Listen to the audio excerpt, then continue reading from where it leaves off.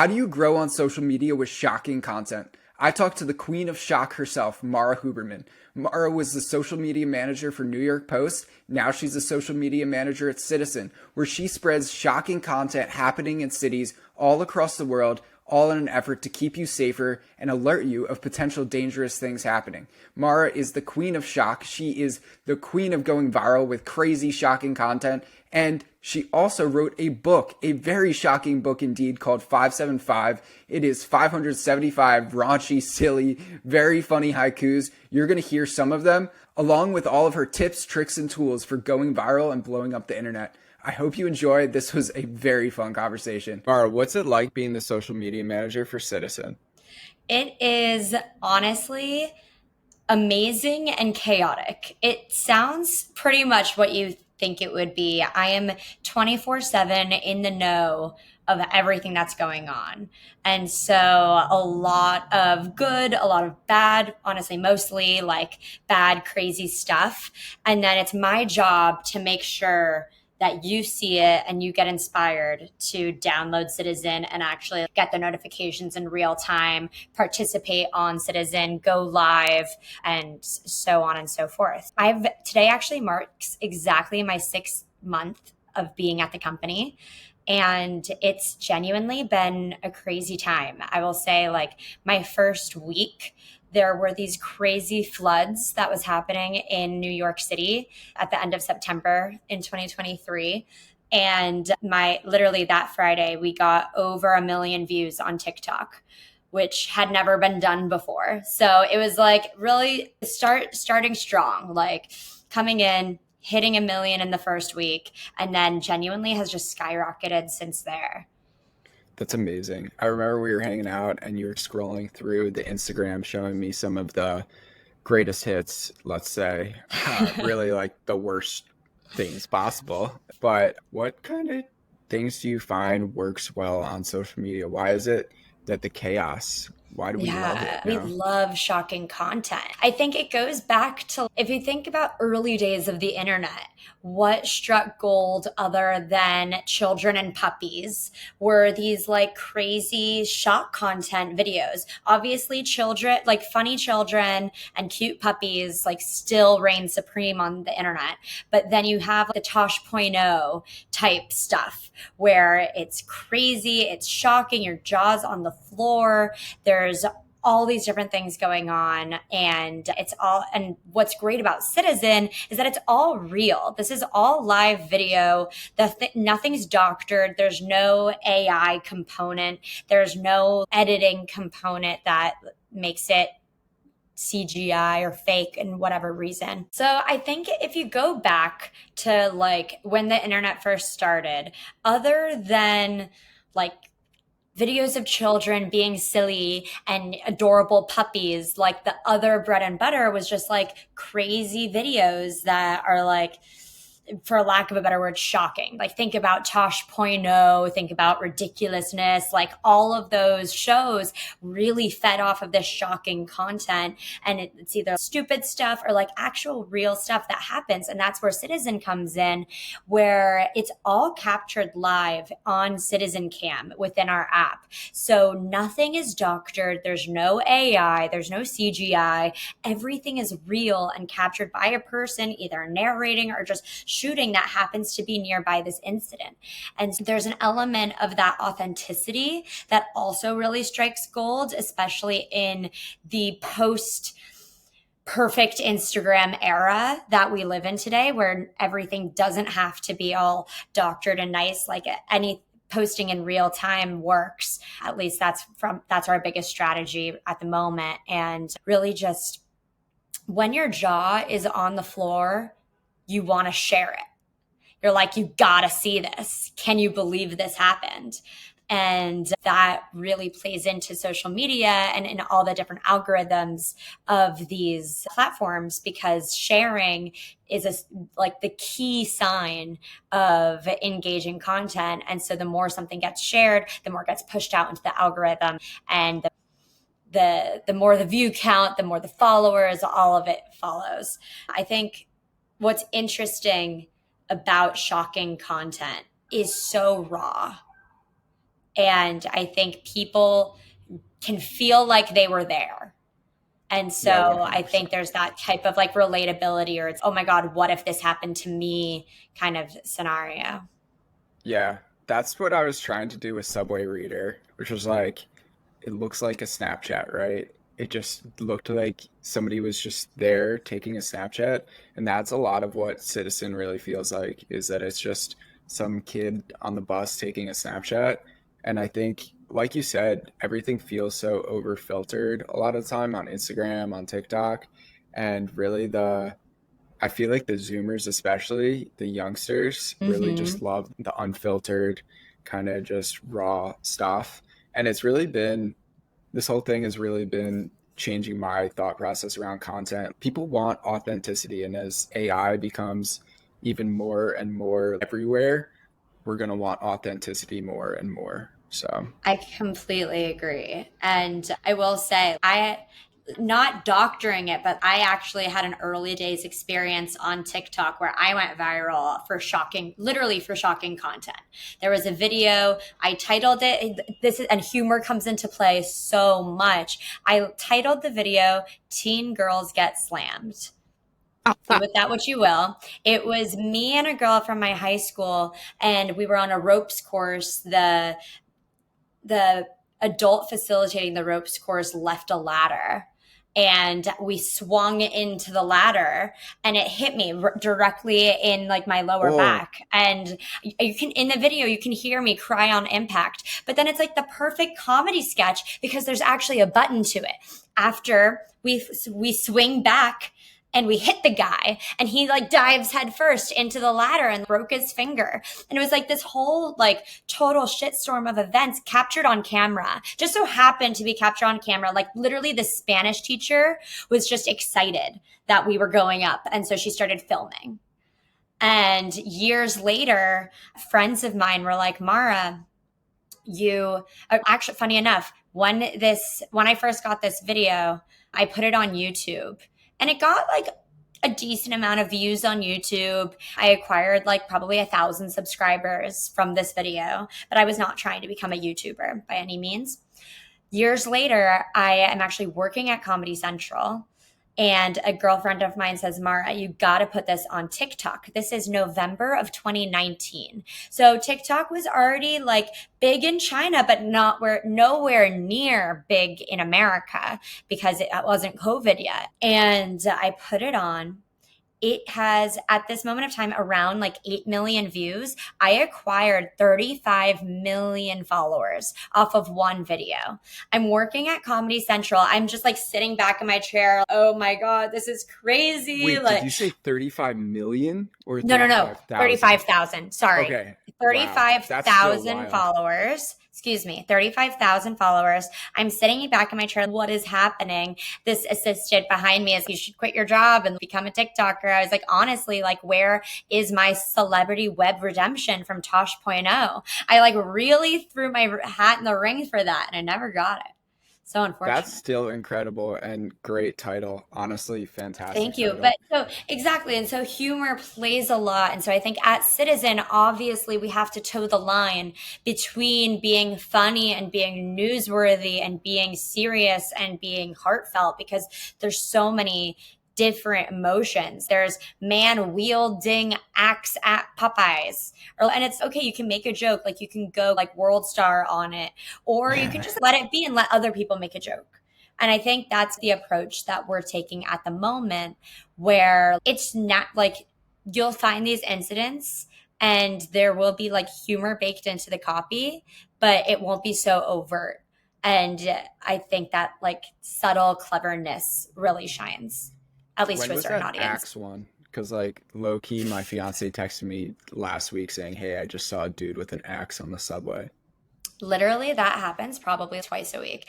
We have a fan on Twitter who will retweet, or she'll post all of the like axe type or like wielding machete type posts on Twitter.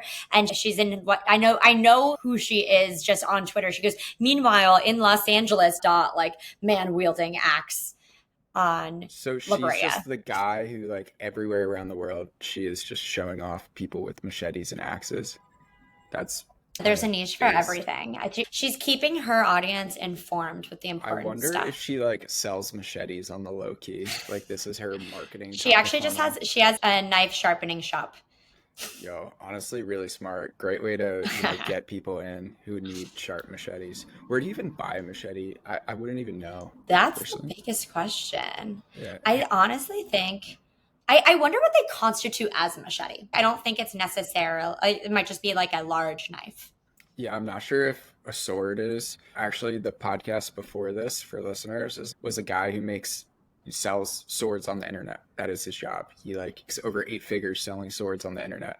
And so they were Are banned. they like real swords or like Samurai, cosplay swords? katanas, samurai swords.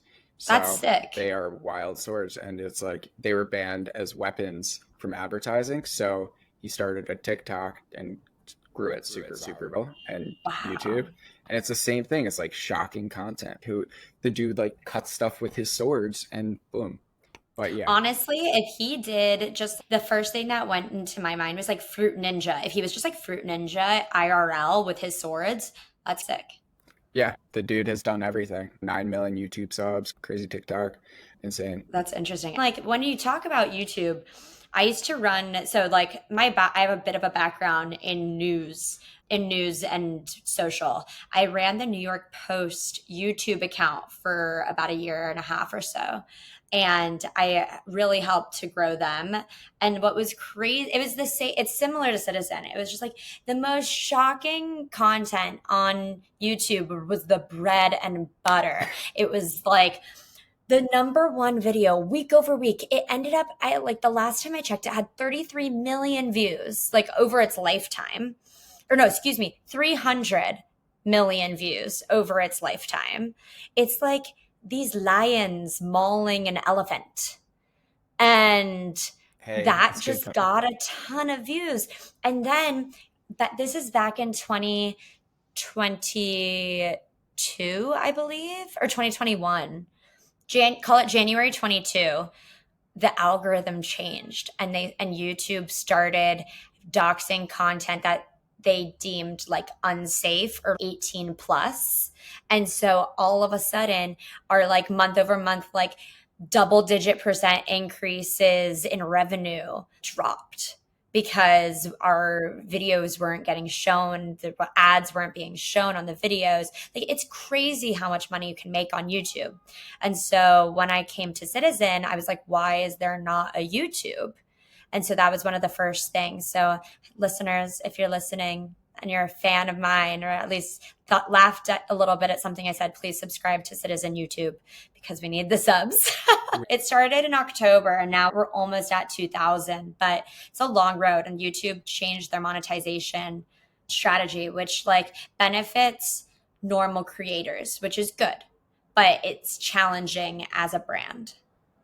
What advice would you have for either brands or creators on monetizing on YouTube? I think the biggest thing for creators is shorts. It's so much easier to monetize once you hit that 3 million shorts mark. So basically, the backtrack is you used to have 1,000 subs and 4,000 watch hours. So like boom, we hit that goal a little like back in January for Citizen, but now it's shifted. So you can either have 500 subs and 4,000 watch hours in regular videos, or 3 million video views in a 90-day period on shorts. So if you're a creator who's on YouTube, the biggest thing is to cross promote your YouTube on every single platform. So linking out to Facebook, if you use Facebook, even if you don't, still link out. I swear, like there are still views to be had on Facebook.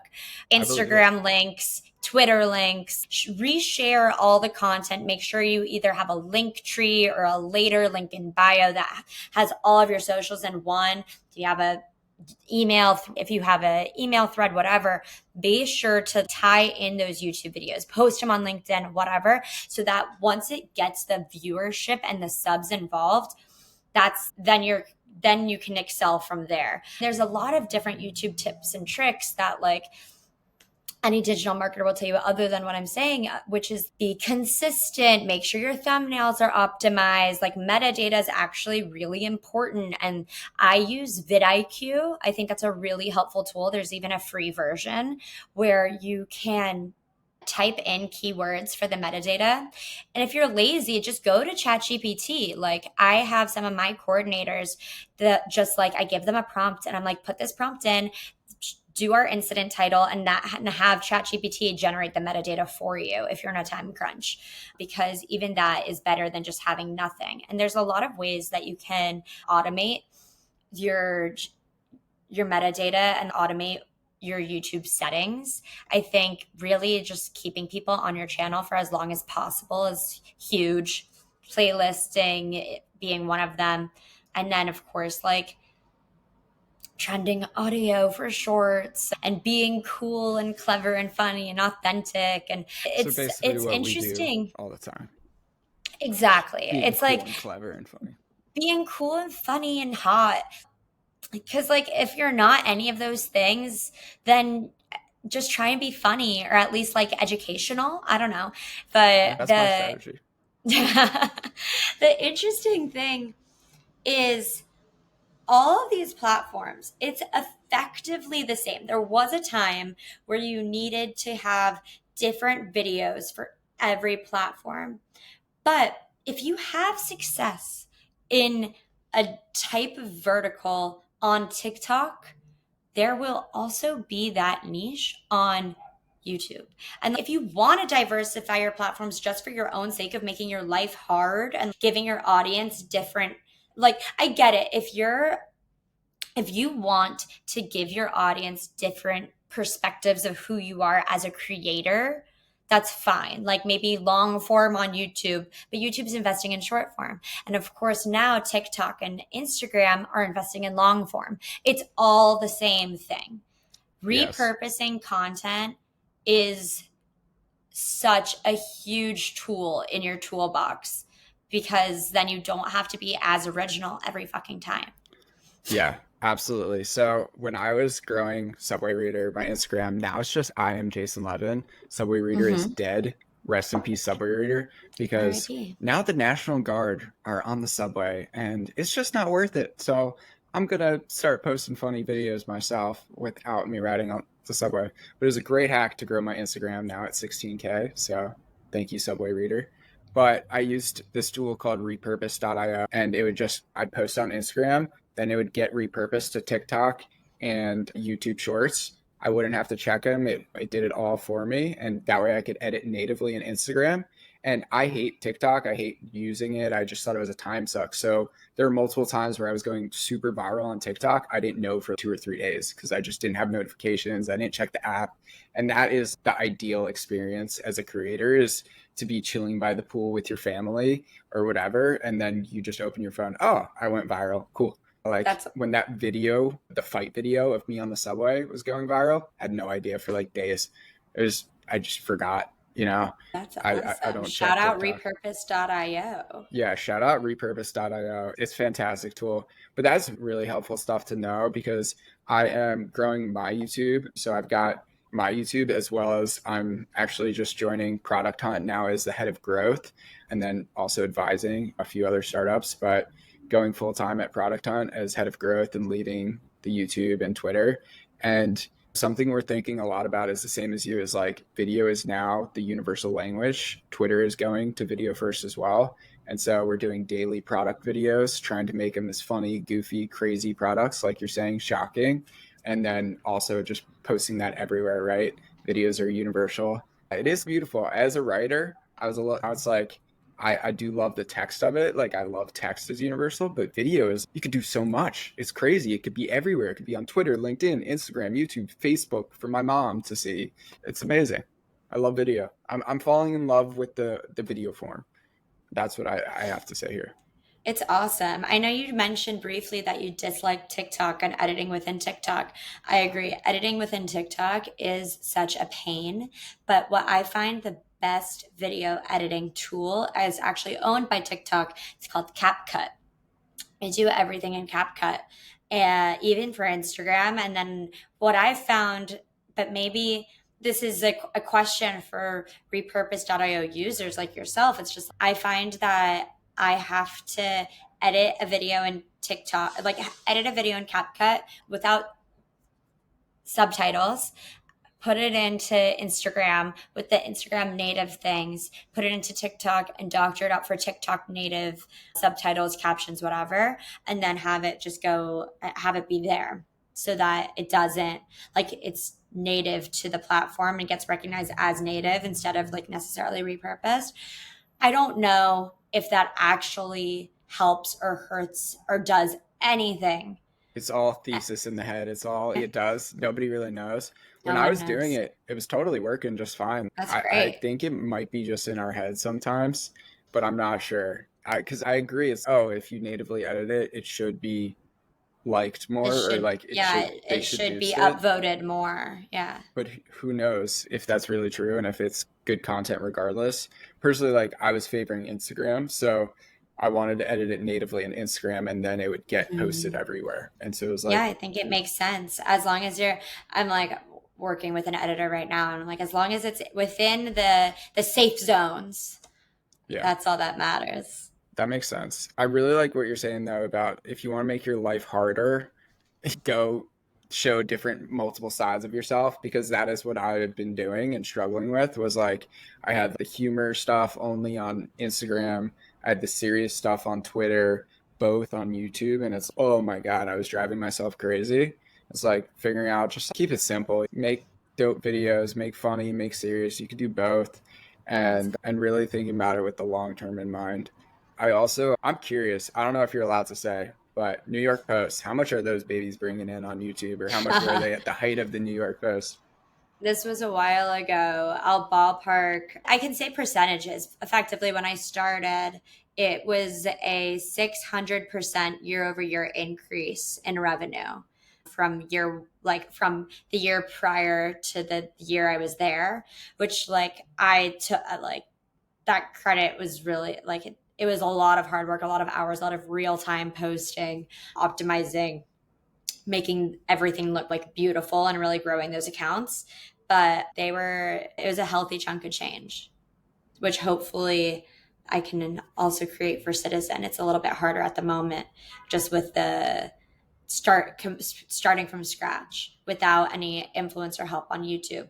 That being said, we do a lot of influencer help on Twitter, which is awesome. I think working with influencers, especially underrated influencers, is like, underrated meaning like people don't necessarily know who they are. They don't necessarily have millions of followers, but also are in markets that are quite different from your classic girly pop who wants you to buy her Stanley Cup or whatever, is incredibly helpful to our marketing strategy and especially our social strategy.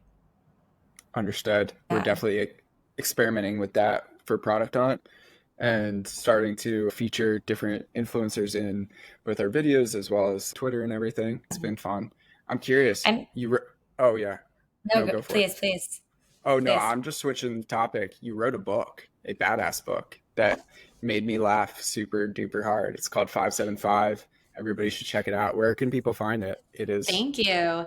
It is on Amazon. It's so funny. I'm actually in the process of a move right now. And I was like, I need to bring a book. Like, I need to show off 575. This is actually a project I wrote with my old roommate. We were sophomores in college, and it just stemmed one night from we were talking about lifetime goals. A lifetime goal of mine was to write a coffee table book. And I was like, it would be funny writing 575 haikus, given the format is five syllables, 7 syllables, 5 syllables. And my roommate's sitting next to me. She's a fantastic illustrator. And she's, oh, amazing. Why don't I illustrate that? And it's a done deal. I was like, okay, perfect. Like, absolutely done deal. So I'm also a sommelier, so a lot of wine content, but that's just like an excerpt of some haikus and a beautiful illustration. Read some haikus, because I couldn't stop laughing listening or reading some of these haikus when I got my hands on a book. Why not? They're fairly irreverent haikus. Good. Yes, they are dirty. I need to send you this video. I'll post it on my Instagram. There is a video of a young girl. She's in a lobby of where my parents live. My parents have a book in their lobby. A young girl picks up the book and starts reading it, and her facial expression goes from this, shuts the book and runs away. It's so funny. I like it. Actually, that video, I love that video. I'll share it. Here's one of my favorites. It's called A Medieval Morning of a One-Night Stand. Peekaboo, sweetheart. Hast thou awoketh yet? Good. Then get the fuck out. So good. There's some that are just so college. But Yeah, there's. I also love skiing. And so here's the illustration. It goes, not good at skiing, get the fuck out. Skiing down the hill, hoping you don't fall on face. Realize you suck. Not good at skiing, get the fuck out. Nice. I will do one more. This is, actually, I won't do that one. Let's see. But they're all just like irreverent. Oh, this one's so like true. It's called Fears. Men and women share a mutual fear of one day becoming bald. It is scary, honestly. It's quite terrifying. Yeah, I mean they make a minoxidil pill for women too. Crazy. Minoxidil? What the hell is that? Yeah, it's the nice hair growth serum. All All right, last one I will also do with wine. All right, Miss Sommelier. So it's on a Miss yes, Somalian pirate. That's that what I'm calling you. Mara the Somalian Perfect. pirate. Yeah. Arg. Yo, that might be a good, totally separate business. Is pirate, yes, but like Somalian pirate, sommelier, like that's your niche, just for pirate themed parties, right? I have to get new business cards. Oh shit. Yeah. I have my business. I have my Som business. It's called Som Fun, and I do corporate, like friends and corporate events. It's very fun, honestly. This is the last one I'll read. It's called On a Date. Please give me more wine. My glass is empty, and you're getting less funny. I remember that one. Man, that hits. We've all been on those dates before, unfortunately. Unfortunately. All right. Yes, I don't please. drink wine, but No. educate the listeners. Why do they really taste different? Come on. They don't taste different. It's just different colors. Nah. I mean, the different colors taste different, but even the same colors taste different. It's one of those things where it doesn't need to be highbrow, in my opinion. I think what I try and do is bring it down to a really like low basic level. It's like, all right, you can categorize things in different ways. There's fruity notes, there's earthy notes, there's literally, you can say this tastes like grapes, and that can be correct. There you go. I think one of my dad's friends has this great way to impress somebody when you're drinking wine with somebody who knows about wine. Just pretend this is a wine glass. So first thing you do, you look at it, just give it, just tilt it a little bit into the light and look at it. You're like, make it just an audible noise. Okay. And then you swirl it around and you smell it. And then you ponder for a moment. You go, there's a lot going on in there. Ooh, and then that's good. There's a lot going on in there. Write this down. There's a lot going on in there. And then you take a sip. You don't have to do that, but it makes you seem a little bit more legit. And you go, that's good juice. That's all you have to do. It's all you have to do. And then people will be like, yeah, it is. So if you're on a date with a girl, if you're listening to this, you know the process. The sniff, there's a lot going on in there. That's good juice. It's the three-step. Exactly. Bang, Three-step wine tasting. That's all you got to do. I think I actually developed a cheat sheet that I honestly one day might sell. I think in order to get this cheat sheet, you have to hire me as Som Fun. But this cheat sheet basically has literally everything you could possibly say to sound smart. They had like literally everything you could say. There's like what you can talk about with acidity and with tannins and with sweetness. And then there's also literally all of the different like comparisons you can make, whether that be, I get some strawberry and raspberry, which is under red fruit, where it's, I get some tertiary notes like caramel and chestnut. And so it's like literally it's a cheat sheet for just like all the words. And if you just memorize the words, you can probably just plug and play. I like it. I think my go-to would be like, that's a little earthy. Is that a There you thing? go. Am It I is a good? thing. Being Okay. earthy is totally a thing unless you're talking about like a young Pinot Noir, and that's 1000% not going to be earthy. Interesting. Walk So us it's, through, yeah. Walk us through the sommelier business. How much does it yeah. cost to hire someone like yourself? And then curious, what was the training like? And where can people get this freaking cheat sheet to sound smart on dates? I think this No, would be a seriously. bestseller. So basically, if answering a little bit back and forth, the process of becoming a som is not one that's that challenging, honestly. I got into it literally during COVID. I was living at home, super depressed. My dad was on this list of things I always wanted to accomplish with my life. Becoming a som was on it. And so my father was like, hey, Mara, let's go do this. I was like, done. Online course. We did it through the Wine and Spirits Education Trust. It's actually based in London, but they have schools all over the United States. I know there's one in New York. We actually, at the time I was living in Los Angeles, and we did the one that's based in Las Vegas.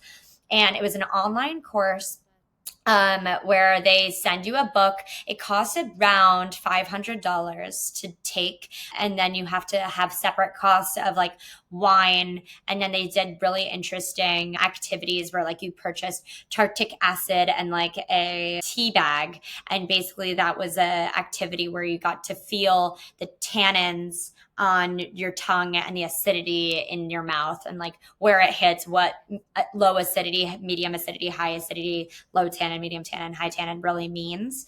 So that's really interesting. And then the costs go up from there from level 1 to level 2. I'm actually level 3 sommelier. That was actually an in-person course that I did in New York City. There was an online component and then it was a hybrid actually. So it was an online component and then 2 in-person classes because there was a tasting portion of the exam. So it's a tasting portion and a written portion. And it was honestly very challenging. And then within WSET, like Wine and Spirits Education Trust, there's 5 levels. So after this level 3, there's level 4, which is diploma, which is another really big jump. And then 5, which is effectively like master som. But at the moment, I'm sticking with 3 for now. And then to answer the question of like, how does like people get into the som business in a lot of different ways, mainly just working at restaurants, working at wineries, there's so many different facets to the industry, whether you are a person who gives tours at the winery or an actual winemaker. Like you don't have to be a som to be a winemaker, but like honestly, like it makes sense. There's like wine PR where I actually know a girl who's doing her WSET just so that she can be more knowledgeable while marketing wine. There's people at restaurants. I actually did my course with the head som at Teresi, who wasn't even like a certified sommelier. He was just like within the industry and became a som because he worked at a restaurant.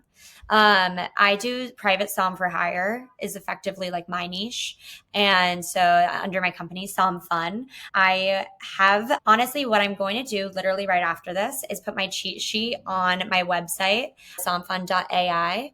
And then you can probably download it for what, like $5, something like that. Sounds like a good price to sound super knowledgeable. And the last portion of your question is my Som Fun, me.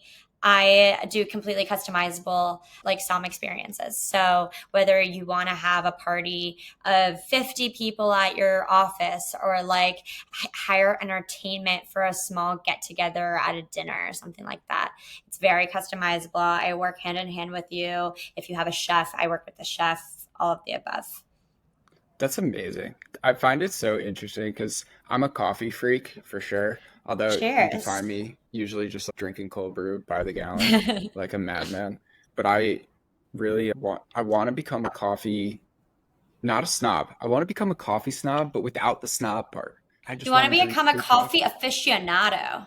Coffee aficionado. I like it. I like it. Very, Yes, I that's what you do. need. And I went to a coffee bean thing in Costa Rica to see how the coffee was made and everything, and learned that like light roasts are actually stronger than dark roasts because when you roast the bean, the caffeine comes out, right?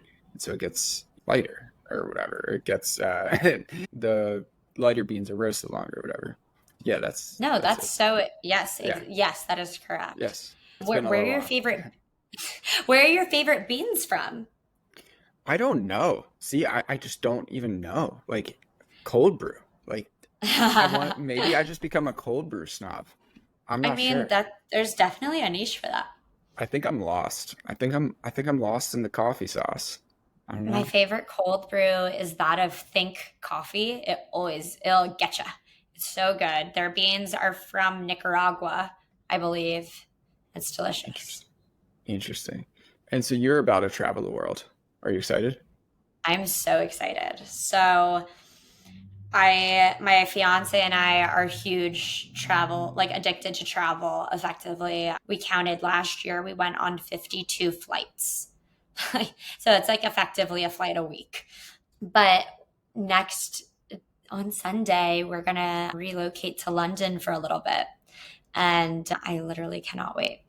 It's going to be really Uh, nice. And then we're going to become nomadic. So from there, probably be in the West Coast for the summer and come back to New York in the fall, and then maybe test out Texas or Miami. I don't know. So we'll see. Amazing. I gotta say, like, seeing all the shit that you see on Citizen, and last weekend or last week had a thing with my fiance where the whole Uber thing, it gets a little scary being in New York. And that doesn't have anything to do with it, I assume. Like, Honestly, does that ever? it doesn't have anything to do with it, but it does impact parts. I'm not going to say seeing all of this impacts my mental health, but it does impact my awareness. So for instance, I'm at a brunch the other day for my friend's birthday, and I get a notification on Citizen that goes, woman on subway, like woman pushed on subway, severed 2 feet. It's that is insane. And the subways right now are just actually, I don't know if it's that it's something new. I don't know if it's that there are an influx of people coming into New York, but the subways are actually quite dangerous. And it's one of those things where I still take them twice a day, every day to get to and from, but I'm hyper alert. Like if I'm wearing my engagement ring, I'll turn it around, keep my hands in pockets, stand all the way back against the wall so that no one can push me. It's pretty crazy. This week alone, there's been at least 7 subway casualties. In the Seven past casualties? I've only that seen one. that I'm Oh my aware of. God. There was a big one that happened last night Yeah. in Harlem. It was interesting because 2 weeks ago there was one at Hoyt Schronerman. I'm not sure if I'm pronouncing that correctly. Street in Brooklyn, and I was going to go see my best friend's new apartment, and and then we stopped at that stop, and I was like, oh my god, I know this stop. And she's what? And I was like, I'm not, like, you have to be here literally every day. I'm not going to tell you. So it's just like small things like that make you more aware, which is what Citizen is there for, to make you aware and informed so you can go about your life in a way that makes you safer, is helpful, but it is nerve-wracking at the same time. But I will say, I get notifications and I see what's going on Citizen every day, all day. And it's really helpful to many, like to people, especially in dangerous communities, just so that It's they know helpful. what's going on. It's so helpful. My fiance and I both have Citizen and love it. Was very happy to work with you on the quick little campaign we did, and we use the app all the time. It's Yeah. always terrifying to, like, I remember, so that day that I got on a fight, or the day that I got in a fight with somebody on the subway. As I get off the subway, I get a citizen alert that like somebody was shot like in a similar place. I was like, oh, the guy just got mad, shot somebody? No, but all right, I guess I'm not going to ride the subway back. It's just very helpful if you're living in a city. So Yeah, if you're listening to this in exactly. New York, LA, wherever, check out Citizen. Yeah, and like right now, we're actually expanding coverage to a bunch of places. So we just expanded coverage to Austin, Houston, and Charlotte, North Carolina. And then in April, we'll be expanding coverage to Cleveland, Cincinnati, Atlanta, and San Diego. And if you're in the US, you can use Citizen. It's a free app to download in the App Store.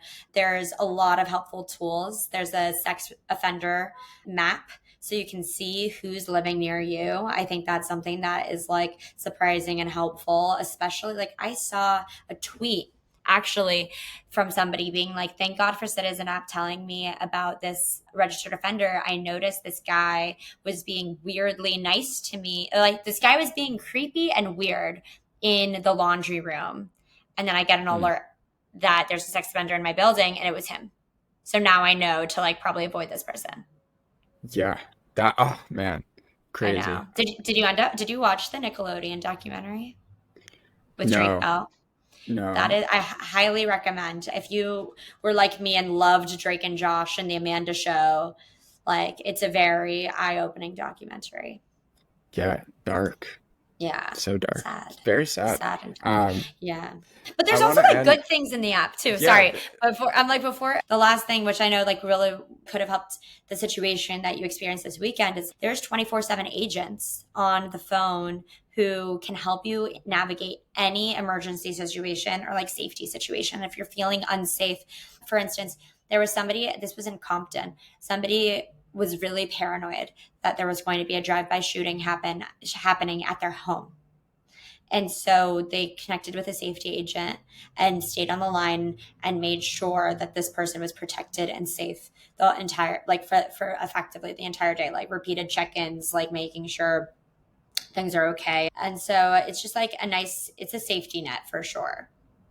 Wow, that is Yeah. really incredible. I'm curious, how are you thinking about rolling out to many cities? I'm speaking in a couple weeks actually with Emil Michael, who was the COO of Uber when they were rolling out into China, Italy, etc. And I've heard him previously say that the hardest place for Uber was actually Italy because of the mafia.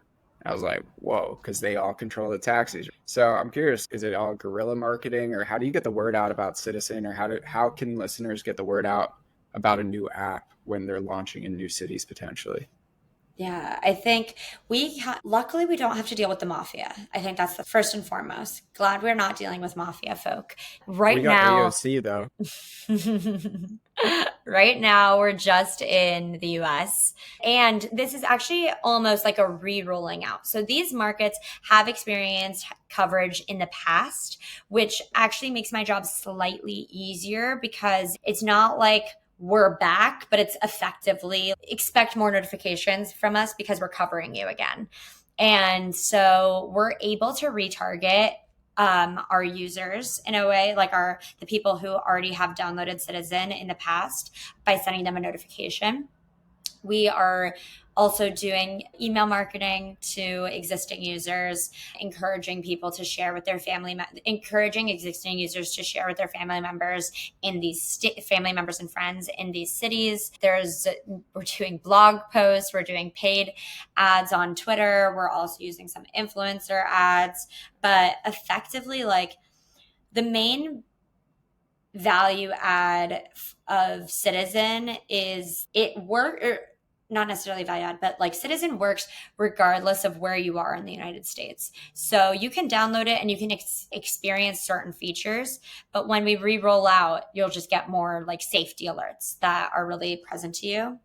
Our marketing strategy is that it is very just like organic social media arm, paid social media arm, influencer arm, in-app targeting, in-app retargeting via email, and then hopefully like potentially doing some stunts within the city. Interesting. So a lot of Yeah. ads and retargeting. I think you showed me, or I saw the ad dashboard that you had open for Twitter. You guys are one of the few brands I think that are having success in Twitter ads. I see a lot of people complaining. So what's been some tricks? Why is Twitter working? Are you bullish on the future of advertising on Twitter or X or whatever the hell it's called these days? Yeah, I honestly am. I am bullish on X advertising, given that they're heavily pushing it across, like with it internally. So, for instance, there you can buy pre-roll ads on a Mr. Beast video. They're having this whole like X News spin-off where you can effectively buy ads that get shown to non-premium subscribers of X, which I think is just interesting that they're like going that route. I think we're doing app install campaigns, and our CPI for an app install campaign is so low. And I think the success of that is we're doing incredibly general campaigns. So like that's the nature of our product, is that we're not hyper targeted. We are literally for every single US citizen. That's it. And so there's not an age limit, there's not a gender. There's like everyone in the US should be aware and informed. And if you have a cell phone, that's all you need to get citizen. And Yeah. so what's interesting is we did a little bit of testing just like Android via iOS, and like effectively our Twitter ad partner was like, we tried it. We tried doing Android. Our CPI was like $30. We're like, all right, screw Android. We're going to focus all our attention on iOS. And they were like, yeah, that's definitely like the right thing to do. Our ads are all one by one. They are shocking content or like live action video. We did run static ads. They don't perform nearly as well. Video, like we said before, is king at the moment. And I think will be interesting to see is how like AI video will play into the creation of ads. You already see that happening a bit. I don't know. I was in the subway to get back to my apartment, and I saw this ad from, I want to say it was apartments.com or something. It was like about breaking a lease or like getting a mortgage. It was effectively this campaign. I think it was Street Easy. It was a Street Easy campaign, and it looked like AI. Maybe it was. I honestly think it could have been. And it was like AI image with pithy copy that was like like millennial targeted. That's one thing that we actually find a lot of success on for Twitter in particular, is working with Gen Z like influencers. And I think that's definitely a really good place to start with influencer marketing, given that they're so native to every platform and that they are used to, like, I think the key is to make it not look like an ad. But if you work with Gen Z style influencers, that has shown a lot of success for us. That's fascinating. Advertising right now is all don't make it look like an ad, which is Literally. what I talk about in my book, Memes Make Millions, is all about all these memes are marketing. Not all of them, but a lot of memes are just marketing. Whether it's marketing for your page, marketing for a brand, whatever, memes are the magic. They are the best marketing because you're not expecting it. It's so And then, true. yeah, one last thing. Yeah, AI videos for Citizen are going to be crazy. There is a photo going viral on Twitter right now of a Cybertruck crashed, and it was fake, and it looks very, very real. And it's What wild. that I would love to see that. We actually I'll send it to recently you. please do. We recently posted a Cybertruck actually did in real life crash in Beverly Hills, and that was interesting because it actually like got picked up by the LA Times like front page. And Wait, so was it's that the always, one into that like hotel or some shit? yeah, the Beverly Hills That was Hotel. so funny. That was, oh, you Insane. deserve that, man. No, Yo, sober up. crazy. um, Wild. This has been sick. I guess one last question is just like, any more tools, any more crazy apps that you use? You already dropped, I think it was called vidIQ Yes, for YouTube. vidIQ for YouTube. These are all, this is not an advertisement. This is just my recommendations. I'm not being paid by these tools. vidIQ is awesome. Meltwater is great for social listening. I know some people like TweetDeck. I think Meltwater, you have the Boolean formulas and you can just like literally, it aggregates everything from the online. When I was at Showtime, we would do like weekly recaps of all of our television shows and do like really in-depth listening and like try and figure out the themes of what people were talking about so that we could lean in and either capitalize that with that on our marketing, or even like it would influence like future seasons of a show. Don't they do that with Love is Blind and all that stuff, or Love Island? Every smart marketer will do that. Like every smart marketer should be listening to what their end user says and try and incorporate that. We do that at Citizen too. Like I see all these tweets being like, hey, what if it was like this? Or, oh, can we have there'll be tweets where it's, we like the old UX more. Okay, let's actually think about what it would mean to go back to the previous UX and like how we could make that better. I think taking customer feedback into as serious consideration is necessary to grow. If you're not listening to your audience, then you're just your own echo chamber and either not making people happy or not making people as happy as they could be. Facts. It's like very important for innovation and growth. That being said, Meltwater is an awesome tool for social listening in particular. And then CapCut for video editing, Canva for all the people who don't know how to use Adobe Photoshop like myself. Nice. And then I think it's still in beta right now, but I have a friend I went to Hebrew school with reached out to me and had me test his tool. It's called trendy.ai. And basically it just capitalizes on all the trends on TikTok. And so it's pretty much just like a funnel that will show you all the trending video in your niche using your hashtags. It shows like A/B comparisons of what performed better than this other video. It's very interesting. I don't know what stage it's at right now, but that was super cool. Wow. Pulling back those Hebrew school connections. Nice. No, seriously. Let's do it. Never know. Everyone's important. You never know who you're going to want to keep in your life. I was thinking about that earlier. You can never have too many connections, really. It's true. Like, Facebook set a limit at 5,000. Nah, you can have more. You can make more. There's always 500 plus on LinkedIn. They don't need to know how many more is the plus. True. This has been awesome. I learned some sick tools, so I appreciate that. I can't wait to test these out. Same here with your tool. I'm excited to learn more. Cool. All right. Thanks. It was great talking with you.